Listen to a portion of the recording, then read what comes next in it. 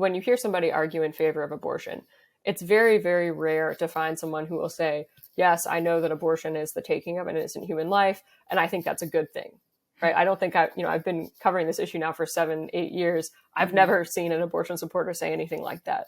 Sometimes they'll say, I know it's a human life and I think that's okay. But usually that's not their main argument. Their argument is that women need abortion, or that abortion is good for women. And so I think it's really important for pro-lifers to know that this is the most common argument from abortion supporters, and in my view, the strongest argument. Now, of course, it still fails for reasons I can explain, but that's the most common argument you're going to hear. And I think that's the reason why many Americans, even if they have kind of a gut aversion to abortion, kind of think, well, maybe women need this. Maybe there are just women in some circumstances where this is something we have to accept as a society as kind of the lesser of two evils. Mm-hmm. So with that being said, what we talk about in the book is how abortion harms two main groups of women. One is women who've had abortions.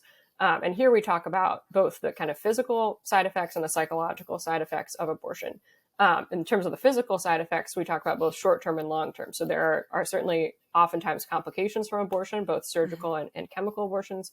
And these are just brushed under the rug most of the time by the Planned Parenthoods of the world. We're supposed to, act as though this is as simple as getting a tooth pulled, when in fact it's not. Chemical abortions are something women self-administer at home.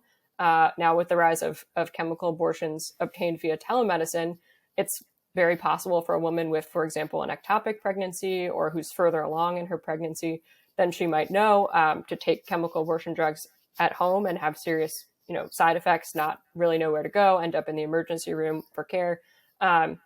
This is, not every woman, of course, but certainly a significant number. This is a real risk. Right. Surgical abortion, very significant risk some of the time.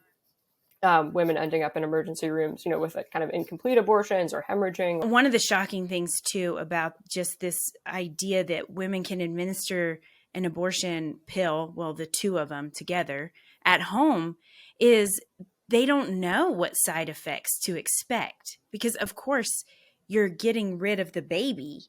So it's going to be bloody, right? And so then they're at home and they're like, I don't know if this is normal or not. Yeah. So that's an issue too. I think we could spend a lot of time talking about the risks of chemical abortion alone. But I think the main point for pro-lifers to take away from this is that supporters of abortion, Planned Parenthood, abortion providers, Democratic politicians have been lobbying successfully now for a few years to change, FDA policies so that women can obtain chemical abortion drugs without ever seeing a doctor in person. So telemedicine, chemical abortion. What this means is that women can do a simple video consultation, say that she's pregnant, say that she wants an abortion, be administered these drugs, go and pick them up from a pharmacy or have them mailed to her, and then administer them at home. So like I mentioned before, the risk of having an ectopic pregnancy and not knowing it, the risk of being further along in pregnancy, you don't get an ultrasound if you don't go see a doctor. Taking chemical abortion drugs in either of those situations is very dangerous to the woman. Now, of course, in any situation, it's dangerous to the baby, but there are risks to women that are intensified by not seeing a doctor in person. Even if you do see a doctor in person, every chemical abortion is completed at home. A woman is alone. If there's some kind of, like you mentioned, complication, she doesn't really know what to look for unless the doctor is very clear and upfront about what to look out for. She doesn't really know what to expect. Oftentimes, Planned Parenthood describes it as being like a slightly heavy period. That is not, in fact, what it's like at all. And there are many, many accounts of women saying, I had no idea what was going to happen or how bad it was going to be. It's kind of disturbing to think about, but there are many testimonials of women saying, I could see my baby, right? When I ended up having to flush my own baby down the toilet. And that's a horrific thing that women are not warned about. And that is a huge part of it. If women have psychological complications after the fact, it is very intensified by having that experience with a chemical abortion.